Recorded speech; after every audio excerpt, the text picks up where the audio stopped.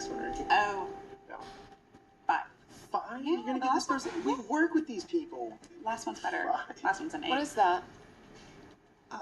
Best bodies in tech. Are you kidding me? Nope, there's a winner every week. That can't be real. Ask her, she wants to do it. I think it's funny. I totally crush it. You would too. You know, okay, look, so I took this picture of you today, and if you would just please let me post it. It's really good. That is so wrong. I don't know where to start. What? You look hot. I don't want to look hot. I want to look professional. Sorry, jeez. That better be deleted. If you post that, you'll regret it. Seriously. Okay. Hi, I'm Marissa Dragoo. And I'm Kevin O'Neill. We're employment law attorneys with Littler Mendelsohn, the world's largest labor and employment practice. We're here to talk about the potential issues raised by this story and many others. We'll cover what you need to know about unlawful workplace harassment, especially sexual harassment, along with the related issues of discrimination and retaliation. And since showing disrespect can lead to even worse behaviors, we'll also talk about topics that are not always thought to be harassment related, such as fairness and civility.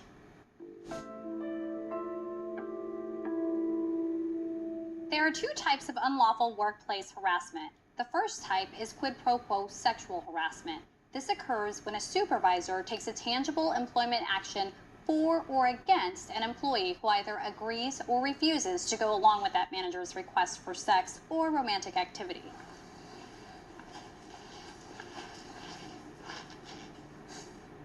There you are. Did I scare you? There's no need to be scared. Right. It's okay. Don't worry. Here, put this down. Let me see you. Oh, I should finish up. I have to pick up my kid. Yeah, I know. That's why you asked for this shift, right? Do you like it? Do you want to keep it? Yes? Yes, it's working out great. We are going to revisit this clear-cut example of quid pro quo harassment later in the program. Now let's look at an example that is not this clear, where a manager's behavior might cause a problem. Move right in. Thank you. I was excited about my new job. 3 rounds of interviews before being selected. Felt like my career was taking off. On my first day, I got to meet the senior vice president. I thought, wow, exposure to the top. Sure, but make sure that they know we're behind them all the way. Right. Okay, good. All right, talk soon. I am sorry about that. Welcome aboard. Thanks, I really appreciate the opportunity. Shannon, right? You look extremely fit. Are you a runner? Yes, actually. How far do you go? 3 or 4 miles when I have time. I go during lunch. Why don't you bring your gear tomorrow and join me? That's okay. No, I insist. I'll show you my route. It'll be fun.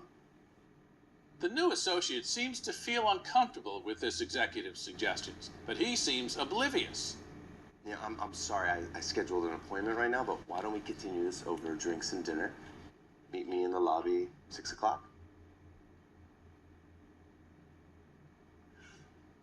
Since Shannon feels uncomfortable, let's take a look at 3 different answers she can give in response to David's directive.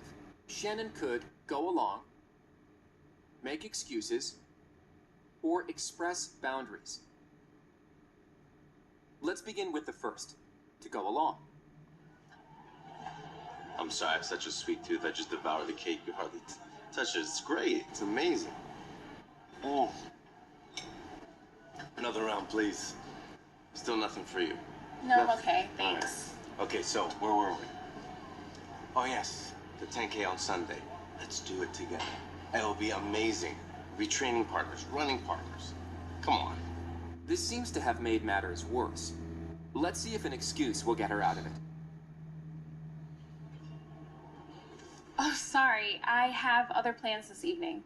That's fine. We'll have dinner tomorrow night. Tomorrow night? Maybe in a different situation, Shannon would have gotten away with this. But now let's see what happens if Shannon clearly expresses boundaries. Actually, I feel more comfortable meeting here at the office. Do you have any free time in your schedule tomorrow? Sure. All right. Let's meet here tomorrow afternoon at 3:30. Terrific. Thanks. It takes courage to speak up, and it's true that you can't predict what will happen next. If you don't feel comfortable setting a boundary like this, or don't feel that you will be heard, be sure to get help from HR, a different manager, or anyone else in your chain of command who can help.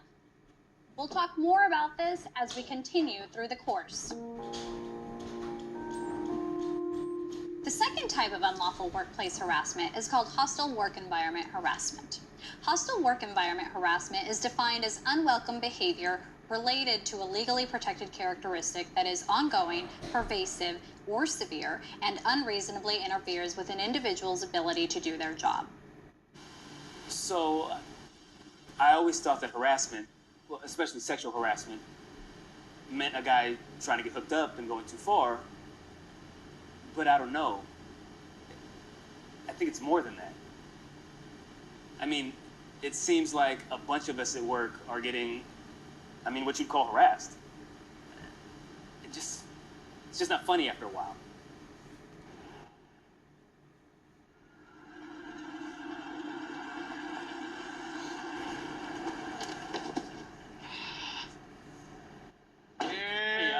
What's going on? Man, you're late. Well, you try to keep a schedule. Soccer moms and foreigners? They shouldn't be allowed on the road. Excuses, excuses. Probably got a late start. What? Messing around with the old lady this morning? This morning? Every morning. Like I said, my man. You know what, guys? I'm out of here. Come on, guys. Really? What, I should be saying my prayers like you every morning? Yeah, let me think about it. Which would I rather do? Pray for love or get some? Nice. No, you're nice.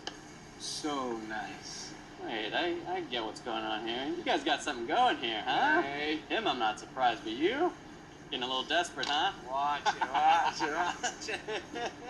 Look at that, watch it. This scene included potentially harassing behavior that relates to the legally protected characteristics of national origin, sex, and religion. Hostile work environment harassment can take three forms: verbal, such as offensive jokes or nicknames; visual, such as offensive cartoons or online content; and physical, such as unwelcome touching or blocking someone's path. Your supervisor will want to know if a conversation or other behavior in your work group is bothering you so that something can be done to stop it. If for some reason you don't feel that your supervisor can help, talk to their supervisor or go directly to HR or any other resource in your organization that can help. Understand that behavior can be considered harassment regardless of the gender of the people involved. Women can harass men and other women, and men can harass women and other men. In general, it takes a pattern of behavior to reach the level of a hostile environment. One stray comment, unless exceptionally severe, would usually not be enough. But one thing leads to another.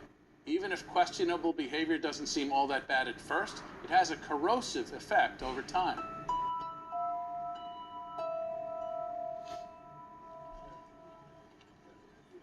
How'd it go last night? Great.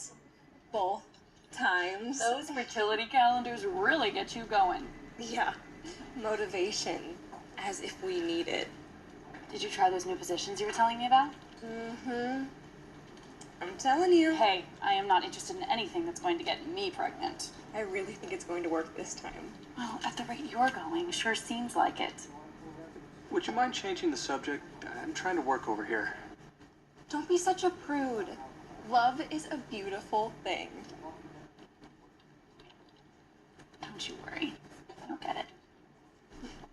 Observers can be subject to harassment if they witness behavior they find to be unwelcome, even if the behavior is not directed at them. This is true even if others are willingly participating in the offensive behavior, and the instigator genuinely did not intend any harm. Because there tends to be a lot of confusion, let's look more closely at this very fundamental question. What is unwelcome conduct? Unwelcome conduct is behavior that is not wanted, not requested, and/or not willingly reciprocated. This means that the recipient didn't like it, didn't ask for it, and is not willingly participating in it. Understand that the focus is on the recipient or observer of the behavior, not on the person who is doing it. I told you downloading porn causes problems. Come on, man. Everybody does it. Besides, I don't see what the big deal is. My screen just froze. No, everybody doesn't do it. And now I'm gonna have to scan the whole network for malware. How long is that gonna take? That's not the point. The point is that I don't want to have to keep looking at this garbage on your screen. Hey, I have a stressful job, okay? This helps me relax. Tough. Take up yoga. Anyway, it's my computer. No, it's the company's computer, and I'm the guy you call when this crap breaks it.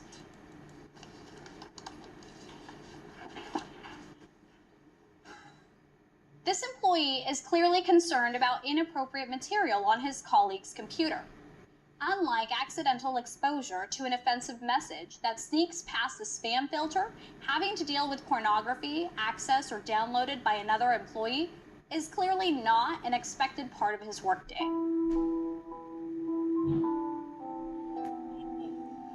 Yep, that is the definition of sexy right there. I know she's athletic. I didn't know she had curves like that. Yeah. Most employees spend a lot of time online and have witnessed what may be considered offensive behavior there. This can lead to a lack of awareness of what is appropriate at work. Who cares about her personality, right? Yeah. And some of the targets of unwelcome online behavior may feel intimidated about speaking up. Especially not around here. Well, man, girls around here are whack. Why can't we have more secretaries like that? Yeah, I know, right? Yeah. Love You know for what, her to... guys? We're at work, okay? Would be appropriate?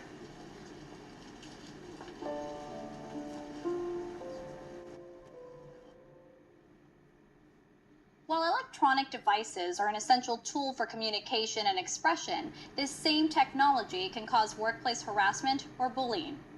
It doesn't matter if inappropriate content is initiated outside of the workplace or on personal devices. Once it enters the workplace, it must be addressed. It is also important to recognize there are forms of behavior that would not reasonably be considered harassment. But context is critical. For example, physical boundaries are important and need to be respected. Oh my gosh! I didn't know they put you on this team. It's good to see you again. Yeah, good to see you. While certain familiar coworkers sometimes greet each other with a consensual hug, it's important to make sure it will be welcome before greeting a colleague in a way that could be perceived as physically intrusive in any way. Besides that, everything's going well. See you. Hey, how are you? Good to see you. Wow. So you've been good? Observing a certain behavior does not give you permission to repeat it. A hug can be welcome from one person or in a certain circumstance, but would not be welcome or even unsuitable from a different person or in a different circumstance. It is the perception of the person impacted, not the intent of the actor, that is the relevant issue.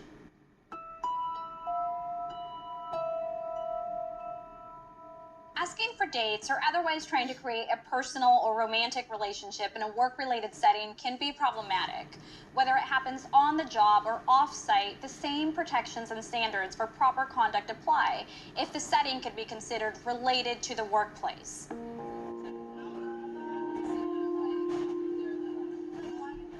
Oh, hi. Great presentation today. Thanks. Hey, can I join you? Okay, sure. He had my contact information, of course, but then he ran into me later at the cafe. Or did he follow me there? Top of the line, I'm telling you. Much appreciated. Yeah, no, you did a great job taking... Well, he seemed nice enough at the time. He told me about his kids, even showed me pictures of them. Asked me how long I was staying at the conference. Just because someone is being sociable and responding to you, that should not be interpreted as a green light to persist with your attentions. Later, he sent me a text. Nice to meet you, and all of that. It seemed a little over the top, so I didn't reply.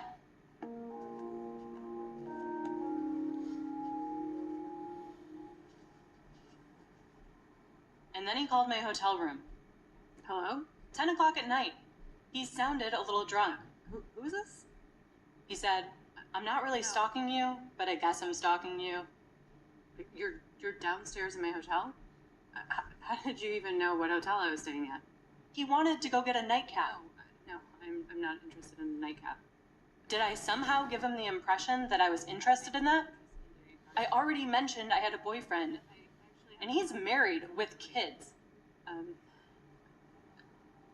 You know what? I really have to go. No, I'm sorry. I don't think it's a good idea, but, have fun and just, I'm gonna go. Okay. Oh.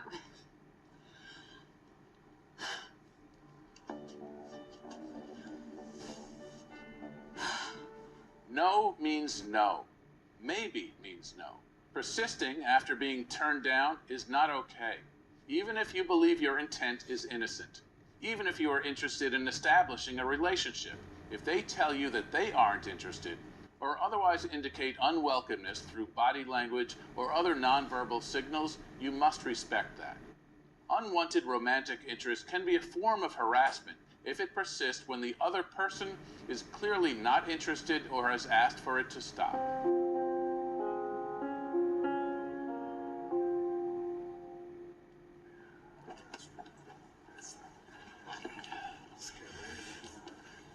Hey, how's it going, Grandpa? Come on, Pops, let's go. Don't be late.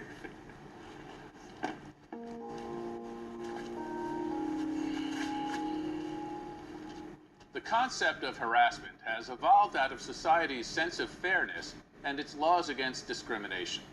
Harassment is a form of discrimination because it can lead to a work environment that makes doing a job and keeping it more difficult, unpleasant, or downright unhealthy. We have put a fair amount of emphasis on sexual harassment, but it is important to talk a little more about other forms of harassment and discrimination. Let's watch how personal biases at work can make others feel like they are not a part of the team. Yes, ma'am. I took everything down that we talked about. I'm going to redirect your call right now. Thank you for calling. Have a nice day. Oh my gosh, another one. I couldn't understand a single thing she was saying. It sounded like you took care of her problem well enough. Maybe. I have no idea. Besides, it took 3 times longer than it should have. I mean, why do people come here and not even want to learn our language? Hey, it's not so easy. I came here when I was little, so I'm okay. But my family, they're still having a hard time. I didn't mean you. I know, but still, they try. And no offense, but they keep on hiring these people whose names we can't even pronounce. Not to mention those religions they bring over with them. We got enough of that already. I need to take another call. Hi. Bias means having a preconceived opinion about something or someone. In the workplace, it applies when our actions are influenced by thoughts and feelings that may not have anything to do with the person we are actually making decisions about. Bias can take many forms, both conscious and unconscious. A conscious bias is one that we know about and acknowledge. But unconscious or implicit bias is more treacherous because it lurks under the surface, and the unfairness it causes is harder to pinpoint. It can lead us to respond to individuals based on cultural stereotypes rather than on their own abilities and qualifications. The Civil Rights Act is a federal law that was passed in 1964. Title VII of this act provides protection from discrimination based on characteristics that include sex, race, color, national origin, and religion.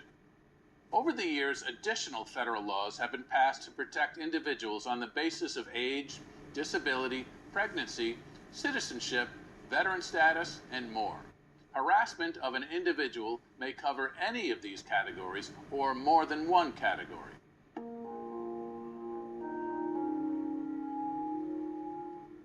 Sexual harassment in hostile work environments don't just spring up out of nowhere. They often start in an atmosphere of bullying and disrespect that may not at first involve legally protected characteristics, but can quickly escalate and cross that line. I mean, this doesn't even make sense. I've never even seen anything like this. Do you think compliance is a freaking joke? Are you stupid? Do you not understand that when your people don't chart medical necessity, our billers can't bill? Does fraud mean anything to you? Well, let me tell you something. When you give me garbage like this in your charting, I can't send it out for reimbursement, which means I can't pay our bills, or your people, or your salary.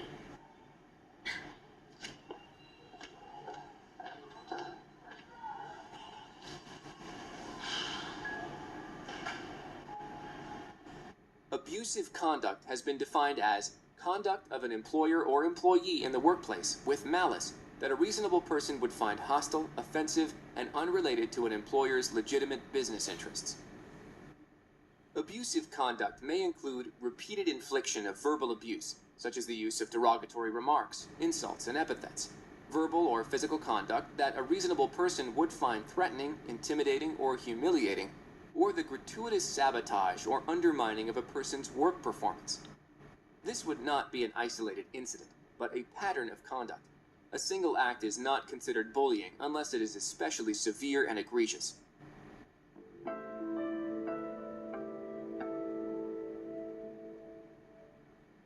Employees and job applicants are covered by federal law and also receive additional state protections. The California Code of Regulations defines harassment because of sex to include sexual harassment, gender harassment, and harassment based on pregnancy, childbirth, or related medical conditions. State regulations define sexual harassment as unwanted sexual advances or visual, verbal, or physical conduct of a sexual nature. This definition includes many forms of offensive behavior and includes gender-based harassment of a person of the same sex as the harasser. Who is protected? Just about everyone associated with the workplace. Employees, independent contractors, unpaid interns, volunteers, and job applicants. In fact, California has been on the forefront of workplace discrimination laws, enacting a comprehensive Civil Rights Act in 1959, half a decade before the federal government enacted the Civil Rights Act of 1964. These laws protect workers from unfair discrimination based on characteristics that have nothing to do with whether or not they can get the job done. In California, there is a long list of protected characteristics. These include sex, race, color, religion, ancestry, national origin, disability, and many others, as you see here. Again, an individual is protected if they fall into one of these groups, or if they are perceived to be a member of one of these groups. When you take a minute to read them all, you realize that every one of us is protected under these laws. We all fall into one or more of these categories. And it's important to know local laws as well. Within California, certain cities have their own rules. For example, height and weight are protected classes in San Francisco.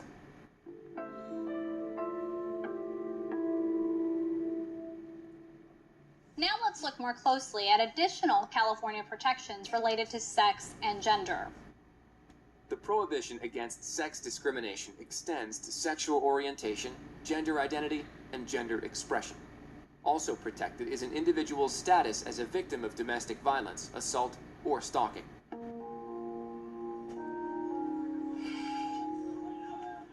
Jennifer, you've got to take table 6. I can't. I already got my hands full. Yeah, but he said he's waiting for his boyfriend. I don't think I can handle it. Come on, man. He's not hurting anybody. Maybe you should help him. He might be your type. You guys are losers. I got this. Sexual orientation has to do with the gender of the person that someone is romantically and sexually attracted to. Gender expression is a person's gender-related appearance and behavior. For example, this includes how they dress and wear their hair, and how they talk and move. This also covers those who are gender non-conforming, which means they don't fit cultural stereotypes that apply to one gender or the other. Gender identity is a person's sense of their own gender. For example, whether they feel like they are a woman or a man, which may or may not match the sex they were assigned at birth. The term transgender, or trans, describes those whose gender identity differs from their assigned sex at birth. But here's what's important to remember. Differences can make people uncomfortable, which may lead to harassment.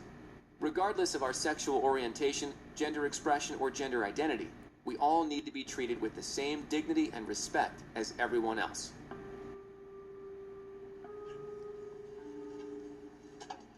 Tina. I mean, Tim. I mean, yes, please. Please call me Tim. Yeah, I meant Tim. Tim, sorry. It's okay. It's okay. I'm just gonna see you at... We'll talk later. I'll see you at the meeting, okay?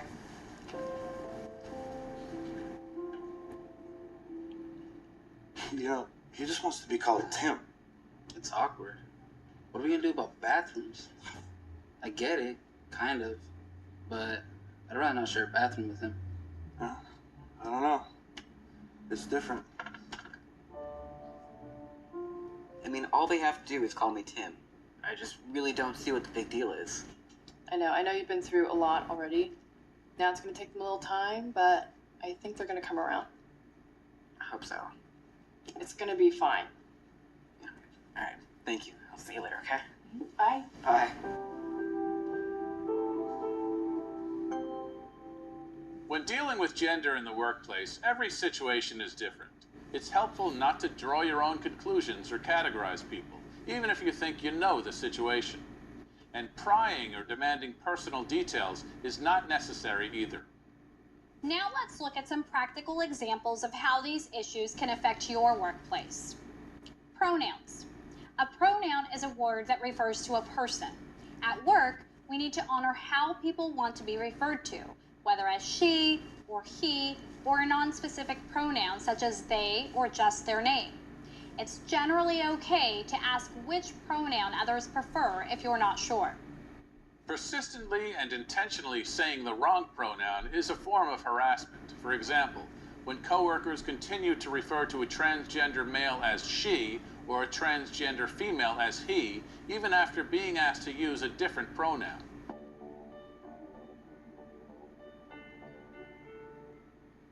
Now here's another challenging subject. What if you become the recipient of what you believe may be another's harassing behavior? What can you do to stop harassment if you feel that you are a victim of it? You better delete that. If you post that, you'll regret it. Seriously. Okay, it's gone. As if that could be okay in anybody's universe. Yeah, that's not right. I'm sorry. I'll delete my comments too. Yeah, and tell all your bozo friends to do the same. This stops now. Right, it stops now.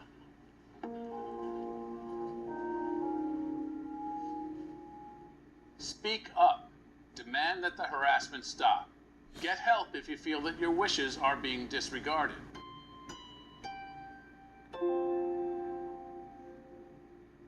Studies show that one of the best ways to stop harassment is when bystanders, such as fellow employees, step in and tell harassers to stop. All right, the purple daffodil, ladies and gentlemen, that was where we were at Friday night, because Friday night was Blonde's night, and I'll tell you, man, we got in there, and there was this girl. She had to be new, but this girl, unbelievable. She's got this silver slip-on, right? She gets on stage, listen to a little Madonna, bang, there it comes off. It just like slides right down that thing, right? Unbelievable. You got a little something? I wit, man. Hey guys. Watermelon salad. Hey. Knock it off. Not everybody appreciates this kind of talk.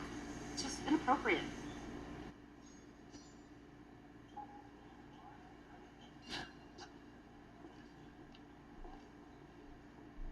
Most people would say that this coworker was justified in speaking up. If anything, she could have said something even sooner. You can help yourself and your coworkers when you say something early on, rather than waiting until things just get worse. In minor cases, like overhearing an inappropriate joke, bystanders are often comfortable speaking up and can be very effective in contributing to a respectful environment.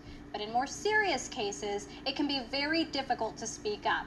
Make sure you know where to go for help, either for yourself or for your coworkers. Now let's return to our warehouse scene to see just how important bystander intervention can be. There you are. Did I scare you? There's no need to be scared. Right. It's okay. Don't worry. Here, put this down.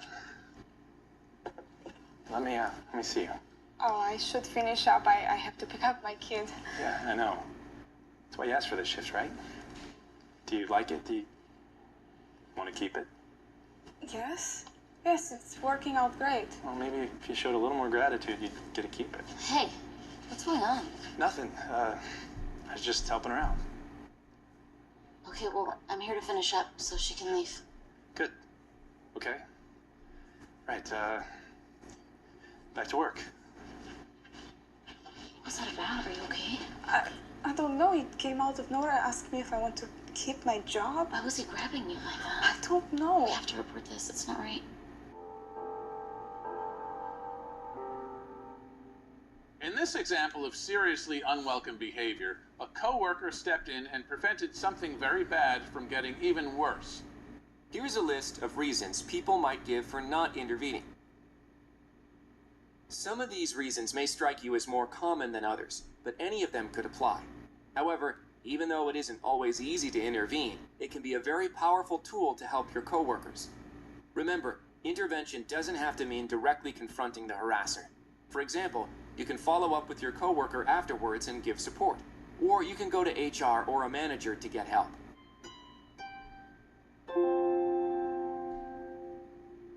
Now let's look at what might happen when a complaint is made. At first, he would look at me funny. Then I think he followed me outside last night. He stopped when he noticed my ride was already there. Do you have to write that down? I don't want anyone to know. It's okay, just let him.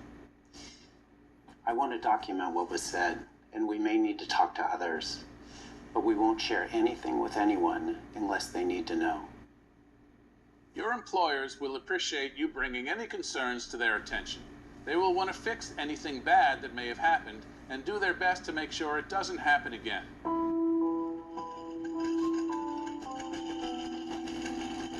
Hey. How's it going today? I'm fine. Yes? So, I have to tell you something. He's not going to be coming back. They said I'm not just going to be filling in, I'm going to stay in charge. That's great. Yes. That's really great. Yes. So everything is going to be much better now. Oh, thank you, boss. No problem.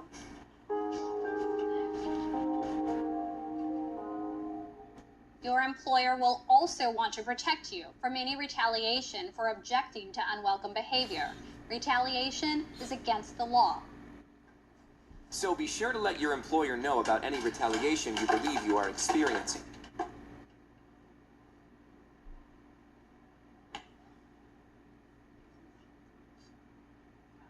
And be sure not to participate in any such behavior yourself. Even subtle forms of retaliation are not okay.